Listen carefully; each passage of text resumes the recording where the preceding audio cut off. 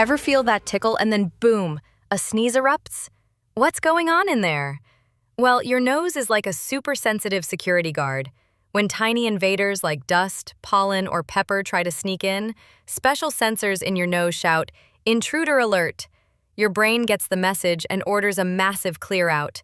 Your chest muscles squeeze, your diaphragm pushes up, and your lungs blast air out at lightning speed. It's your body's way of forcefully ejecting anything that doesn't belong. Think of it as a mini explosion to keep your airways clean. So, next time you sneeze, remember it's your amazing body doing its job to protect you.